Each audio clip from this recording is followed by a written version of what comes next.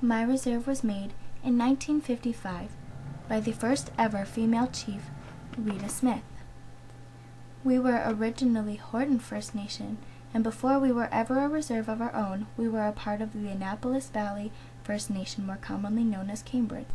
Rita successfully took half the band membership to a neighboring 452 acres of land. We began as and remain today a custom reservation and were able to create our own bylaws. In 1988, the first 2 houses were built on Smith Road, and my grandmother, Eileen Cates, lived in the second.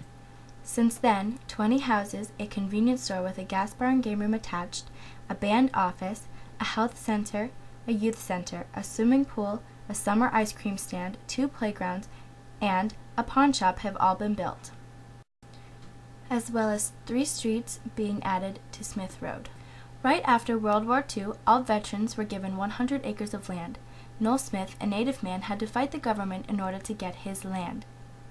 After a year of fighting, he was finally allocated 18 acres of Crown land, and unfortunately many Aboriginal men were not aware that they could fight and win for their land. Our reserve is made up of 2 main families, the Smiths and the Peters. As this past election went on, Sidney Peters was elected as chief, and I noticed that many of us youth were watching and listening very closely and have decided to run when we are the appropriate age. The name of my reserve was changed to Glooscap First Nation about 10 years ago when the Peters were first elected. Our name was changed in order for our reserve to sound more native and attract people to our newly built gas bar. A few years after our reserve changed names, the Glooscap Heritage Center was built.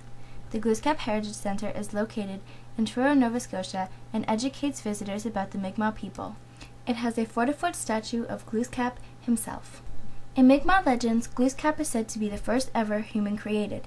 He was created out of a bolt of lightning hitting the sand. Glooscap's powers are expressed in many different legends. And since the late 1800s, authors have been entranced by the stories of the Mi'kmaq people, and as the amount of stories grew, so did Glooscap's said accomplishments. And still, almost every legend describes him as being the fundamental attribute of hope and wisdom. As previously stated, my reserve is constantly growing, and always there is room for improvements, so I encourage you to consider doing business with this ever-growing community.